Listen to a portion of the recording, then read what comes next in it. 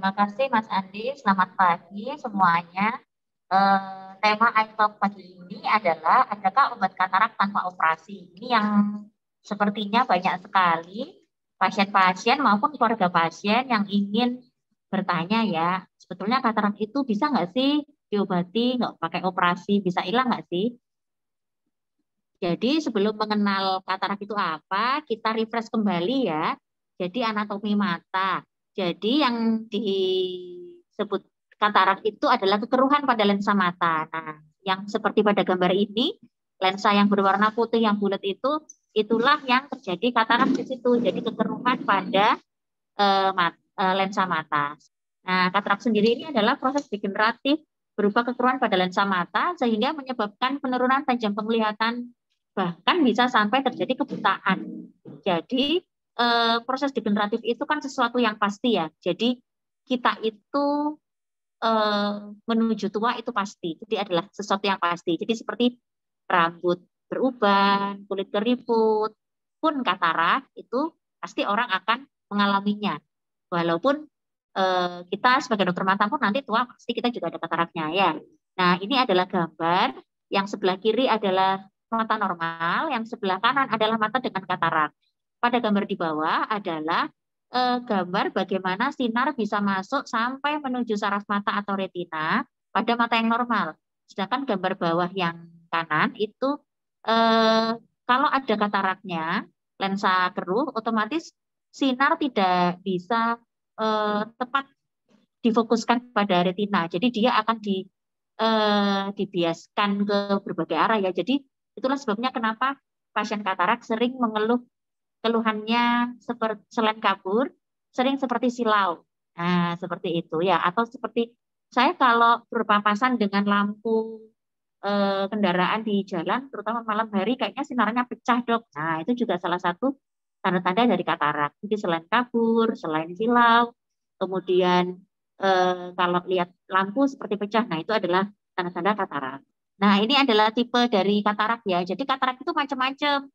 Jadi ada yang tipis, ada yang kayak setengah mateng gitu ya. Jadi belum yang mateng banget, belum yang tebal banget, belum.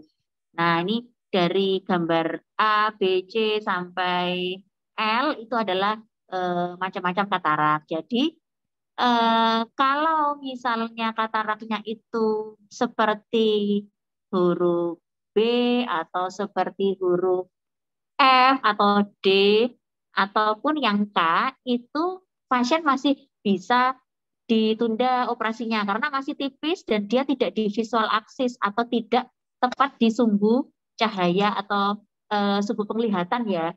Jadi dia masih bisa ditolong dengan kacamata.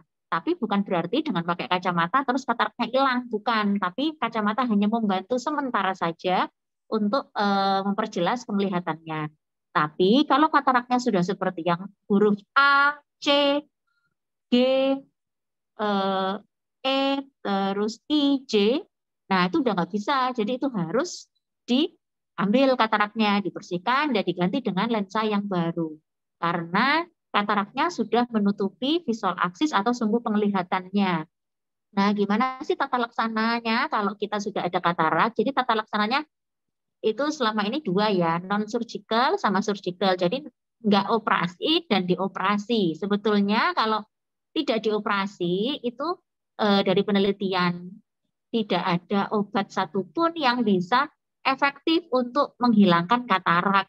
Tapi kalau kita mau mencegah atau memperlambat timbulnya katarak bisa, yaitu dengan makan makanan yang bergizi, kemudian mencegah paparan sinar ultraviolet, kemudian menghindari seminimal mungkin menghindari eh, kita terkena trauma pada mata ya. Jadi misalnya pada orang-orang dengan yang pekerjaannya ngelas atau melaser itu ya, jadi harus pakai kacamata pelindung seperti itu. Kemudian kalau ada pasien-pasien dengan kencing manis harus sebisa mungkin kontrol rutin untuk gula darahnya. Jadi jangan sampai tidak terkontrol atau tidak terregulasi gula darahnya karena dengan gula darah yang tidak terregulasi atau tidak terkontrol, kejadian katarak itu lebih cepat.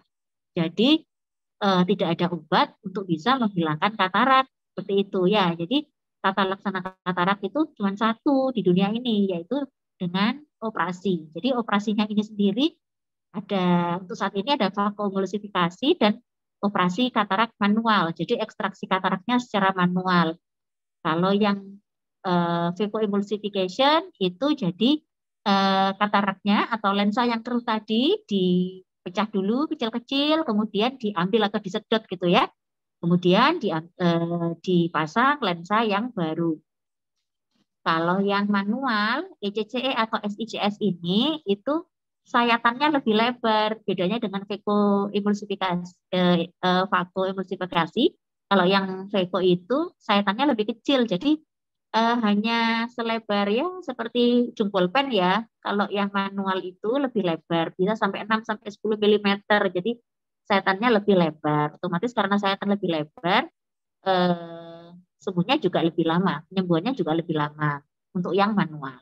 Nah ini ya sekilas aja. Jadi yang atas itu gambar ekstraksi katarak yang manual.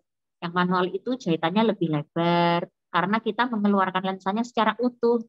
Bedanya dengan vakoemulsifikasi, jadi lensa dipecah-pecah dulu di dalam, kemudian disedot dan diganti dengan lensa yang baru. Lensanya ini bisa dilipat. Nah, jadi sayatannya lebih kecil. Otomatis kalau sayatannya lebih kecil, penyembuhannya lebih cepat. Nah, ini ya gambarnya ya. Kalau yang sebelah kiri itu gambar mata setelah operasi vaco. Yang sebelah kanan itu gambar mata yang bawah itu setelah operasi manual. Jadi itu kelihatan ya ada jahitannya di bagian atas korneanya. Jadi kan sayatannya lebar, jadi dia harus dijahit. Jahitannya bisa 3 sampai 5 ya, tergantung lebar tidaknya dibuka korneanya sampai seberapa milimeter ya, karena ada jahitannya dan injisinya lebih luas, jadi penyembuhannya pun juga lebih lama daripada vaco. Terima kasih. Monggo kalau ada pertanyaan